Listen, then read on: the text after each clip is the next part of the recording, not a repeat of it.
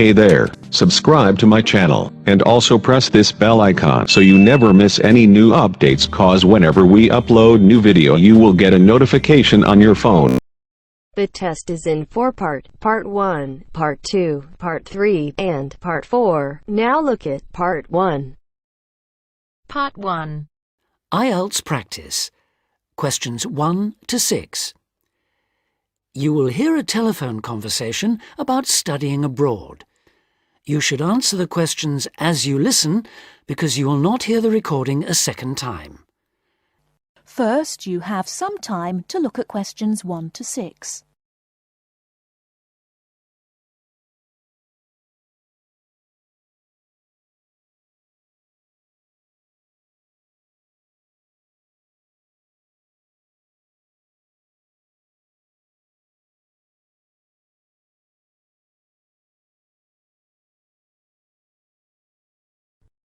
Listen carefully and answer questions 1 to 6.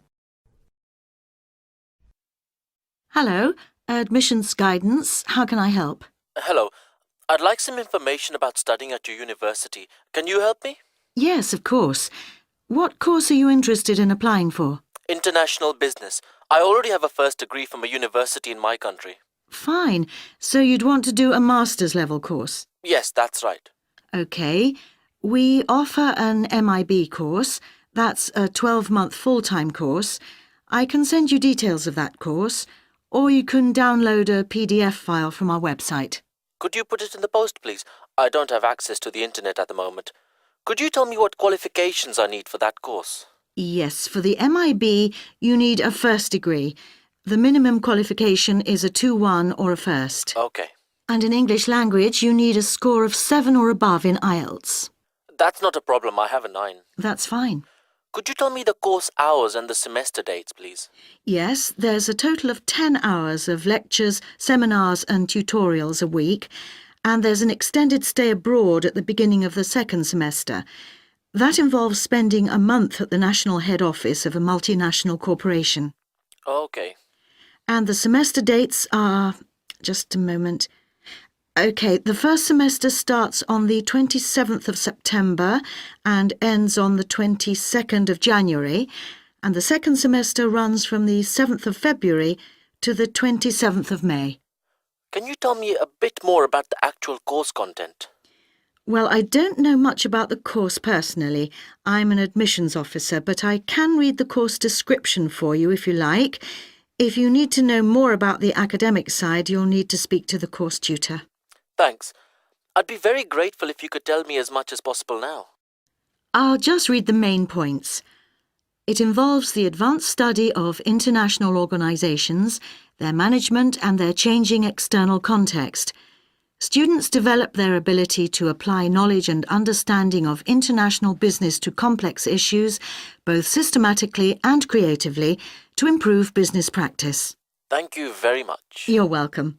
Now, if you could give me your name and address, I'll have full details of postgraduate courses sent to you. Okay.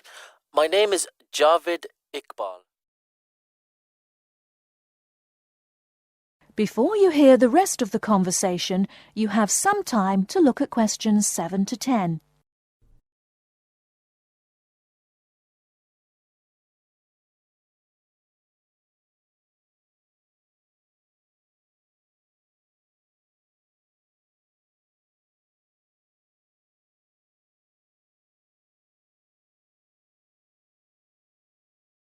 Now listen and answer questions 7 to 10.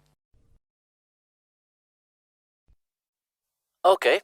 My name is Javed Iqbal. That's JAVED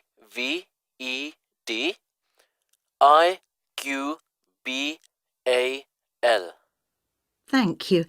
And your home address, Mr. Iqbal? It's Aga Khan Road, Shalimar 5, Islamabad, Pakistan. Thank you.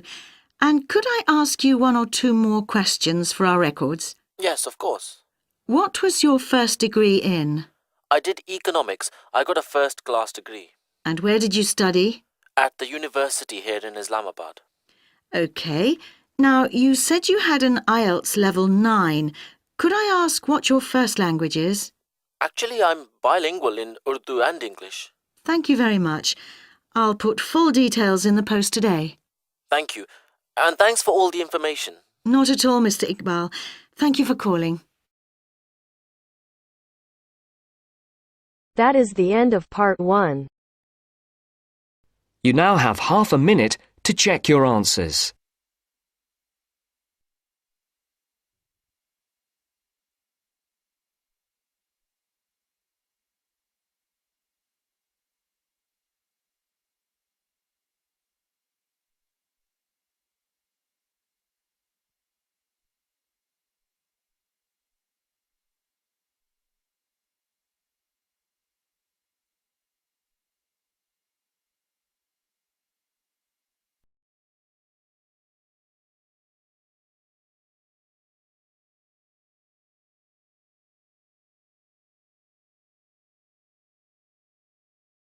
Turns to part 2. Part 2. First, you have some time to look at questions 11 to 15.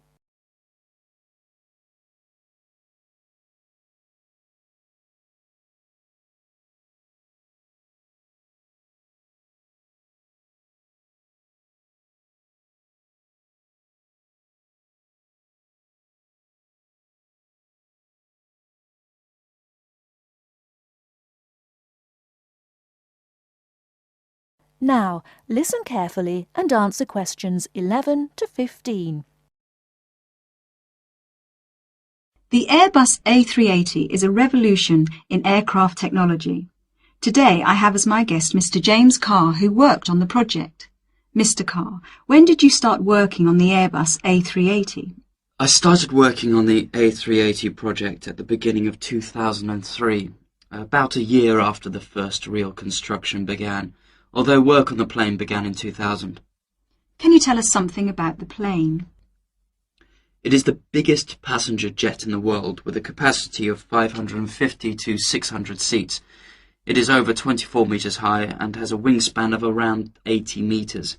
It has 20 wheels and weighs 421 tonnes without passengers, and has a range of 14,800 kilometres. What exactly did your job involve? Were you working on the fuselage? No, I was working on the wing assembly at Broughton in North Wales. The fuselage and tail fins were made in Germany and Spain, and the final assembly took place in Toulouse, France. My job was to work on the computer-controlled wing panel assembly machines. These wing panels are not just sheets of metal, but have reinforcing stringers, which are long pieces of metal running along their length. The stringers are needed for strength. For the A380, Airbus invested heavily in automated machinery to fit these. The wing panel assembly machines cost around $12 million each, and there are now 6 of them. The machines required control programs to operate them, which told them where to go and what to do.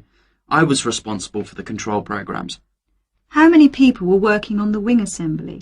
It involved around 1,000 people, but this was a small percentage of the total, and they weren't all working at Broughton. Before the wing assembly took place, the wing had to be designed. This required massive amounts of research. The wing must be strong enough, but the weight must be kept to a minimum for safe takeoff and landing. The takeoff speeds for large aircraft can exceed 330 kilometers per hour. What was the factory at West Broughton like? Very big. The part I worked in was as high as a 6 or 7 story building. On some days there were clouds inside the main building. There were other buildings, offices and departments inside the main buildings.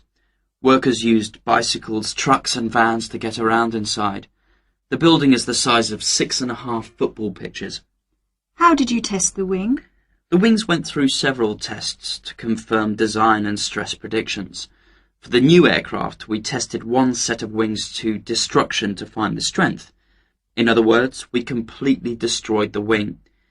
We used another set of wings for fatigue testing.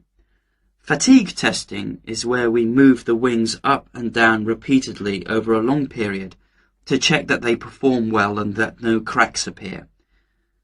There were also test aircraft that pilots flew to check flying performance, fuel economy, loading and safety. How did you feel when the first plane was finished?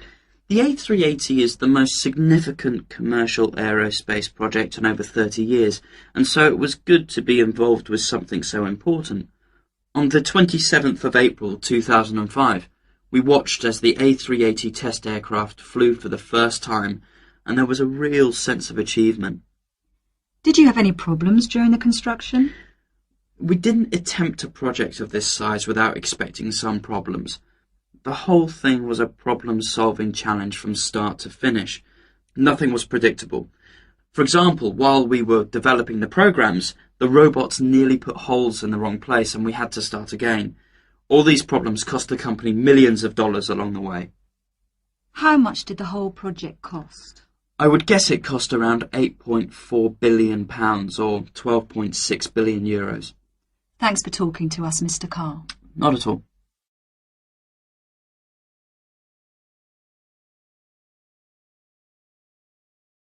Before you hear the rest of the talk, you have some time to look at questions 16 to 20.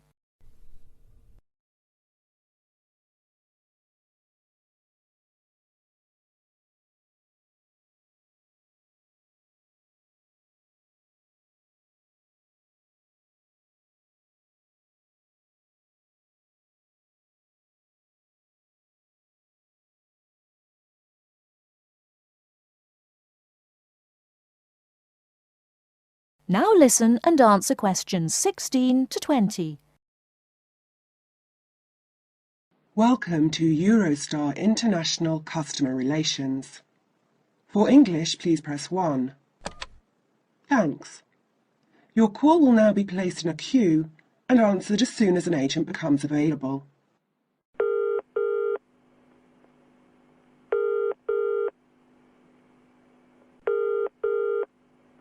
Which journey would you like to make?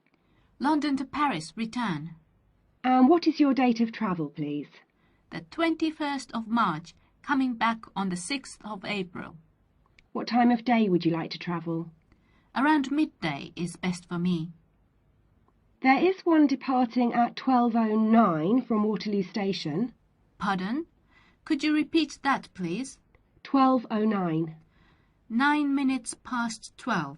Yes, 9 minutes past 12.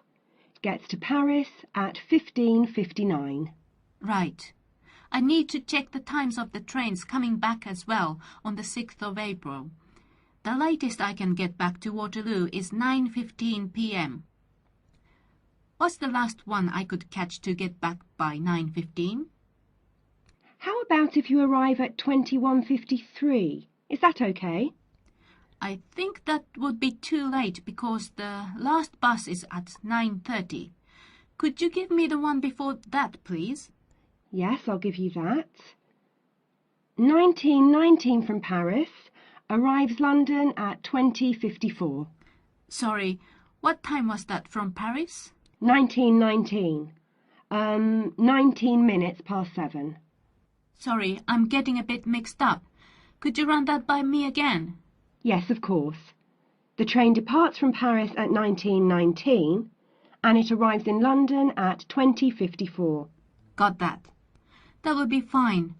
I'll need 2 tickets. Can we get a discount with our I6 student cards? Yes, of course. If you are under 26, you can get a discount making the price £59 for the round trip. I'm afraid I didn't quite catch that. Could you say it again? £59 for each return ticket, subject to availability. All right. Well, please could you book those now? Yes. How would you like to pay? I'll pay with my Visa card. Could you give me the name on the card and the number, please? The name is M. Kumada, Kumada. The number is 492989357321. Can I repeat that back to you? M. Kumada, 492989357321. That's correct. And what's the expiry date on the card? It's 0707. 0707. Thank you, that's fine. Would you like the tickets to be sent by post, or will you pick them up at the check-in at Waterloo? We'll pick them up at the check-in. Please remember to bring proof of your age with you when you travel. Just one more thing, please. I am from Japan, and my friend is Chinese. Do we need visas to travel in Europe? I'm afraid I don't know. You'll need to contact the embassies of the countries you're going to. All of them? Oh dear. Thank you for your call. Goodbye. Goodbye. That is the end of part 2. You now have half a minute to check your answers.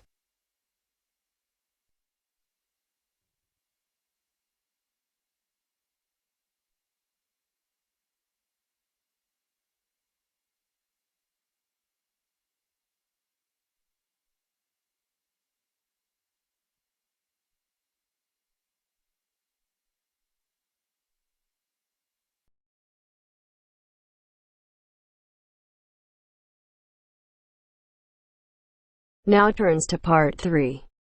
Part 3. You will hear part of a lecture about studying history. First, look at questions 21 to 23.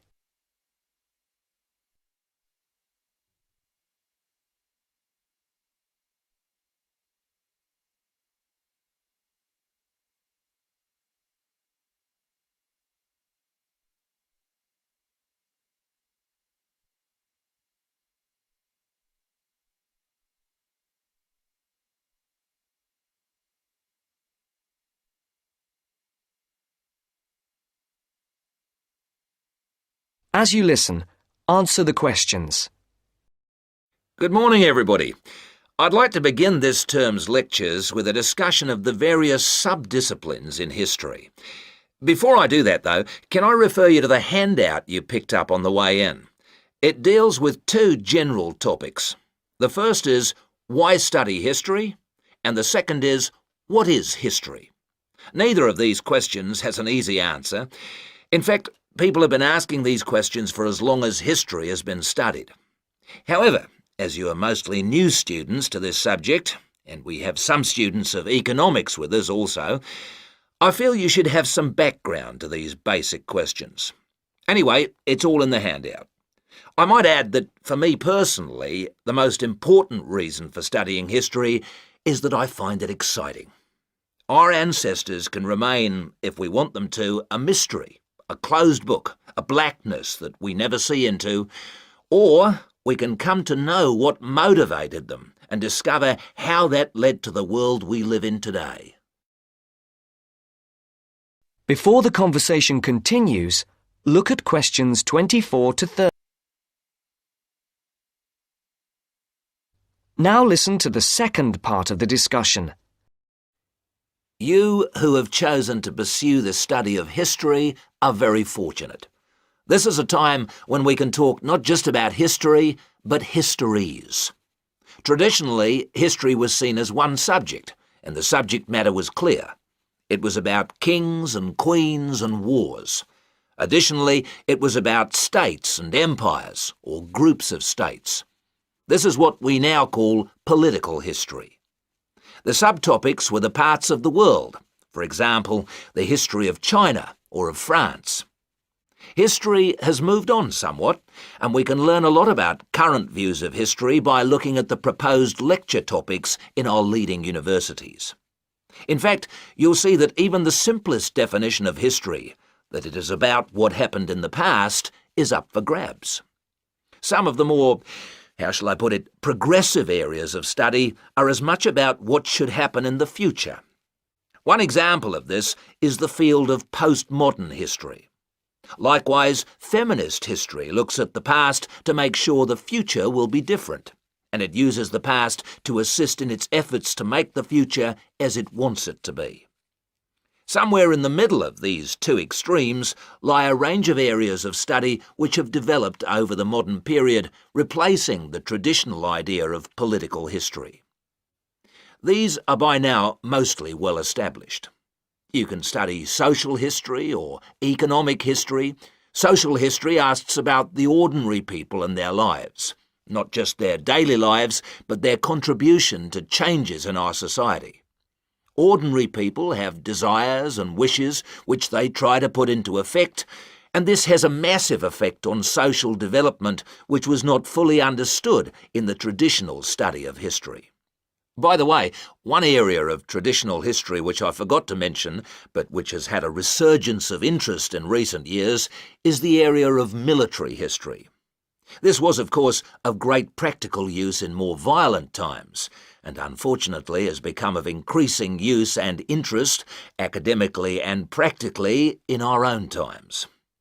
By the way, there is a new series of lectures on military history in our department, as if to demonstrate the truth of what I've just said. Ethnic and multicultural history are further examples of kinds of history which, like social history, differ from the traditional forms. Ethnic history is a modern concern which concentrates on the value systems and beliefs of a people, usually a minority people, which were ignored in the rapid forward march of the rich and powerful nations and states. How various ethnic groups live together and how their traditions change and develop is the subject of its contemporary cousin, multicultural history. In sum, as I said, you are fortunate to have such a wide choice of things to study in the fields of history. Choose wisely. And finally, it only remains for me to wish you good luck in your studies.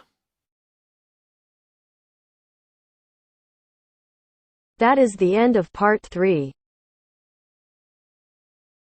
You now have half a minute to check your answers.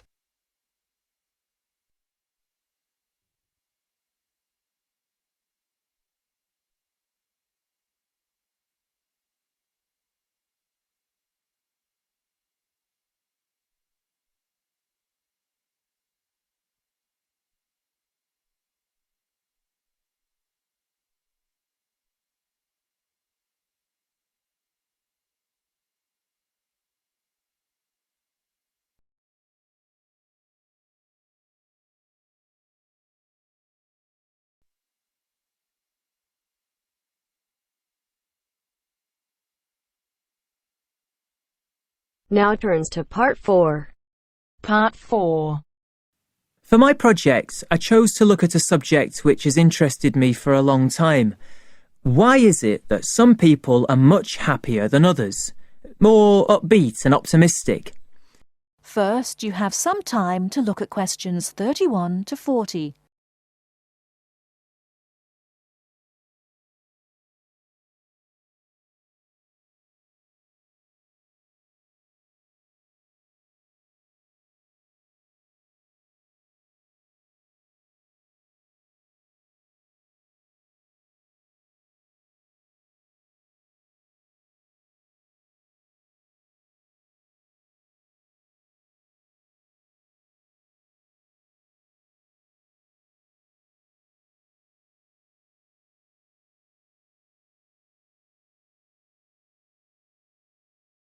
Now, listen carefully and answer questions 31 to 40.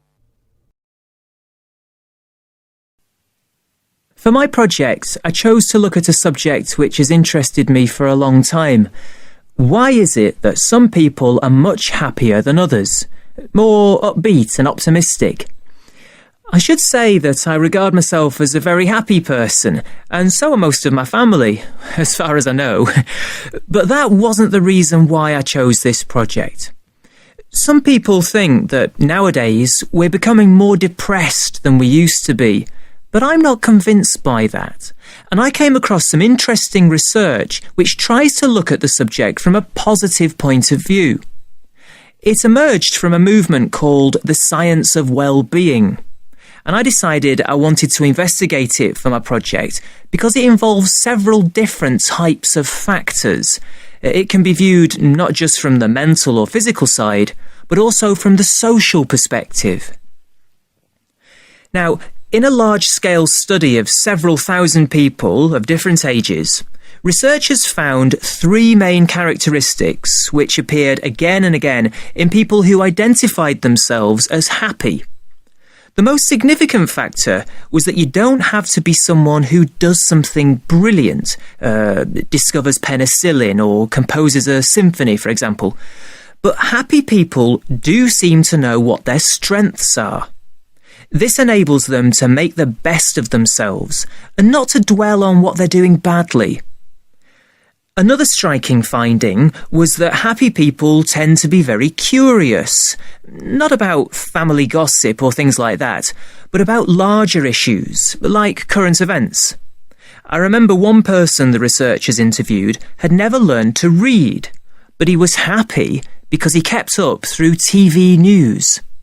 And then, and this surprised me, people don't have to have lots of friends to be happy, but they do have to be able to appreciate what they do have, the good fortune they've had, and how different their lives could have been if they hadn't been so fortunate.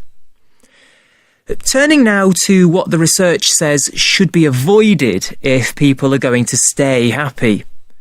The three things that stand out are as follows. First of all, reflection time on your own is good, but not if people use that time regretting mistakes and blaming themselves for everything. Another point is that people shouldn't worry about getting angry sometimes. It's part of what makes us human, and it can be healthy. But they shouldn't always try to find fault with others. This leads to a great deal of negativity. And the final thing which should be avoided if a person is going to be happy is always trying to compete. Of course, it can be fun to try to beat another person in a game, but not if this becomes your only aim. It's much better to enjoy taking part in the game rather than being obsessive about winning it. Now, I've tried to do a lot of reading on the subject of well-being research, and I have to say it does have its critics. It's widely accepted that this positive approach does help us understand what happiness is and why some people are very unhappy. However, this has been dealt with many times before. The critics basically say that it's the old science under a new name, with only very small changes in approach. Well, that might be the case. It may bring us very little closer to finding out exactly how our brains work, but I think that sometimes even a very small change in perspective can bring real and long-lasting benefits. Above all, I feel that well-being research might help us to move away from simply prescribing drugs for depression. It helps us to explore alternative ways of dealing with unhappiness. I'd like to finish my short presentation by mentioning one of the people who was interviewed by the research team. Ada Clark is exactly 100 years old and still going strong, still giving piano recitals in her local town. She regards herself as a very happy person, and that this positive spirit has kept her healthy over her long life. But the reason I'm mentioning her now is because not one of the factors she says makes her happy is on the list I mentioned before. Every human life is unique, and we cannot guarantee what will make each one of us happy. That is the end of part 4. You now have half a minute to check your answers.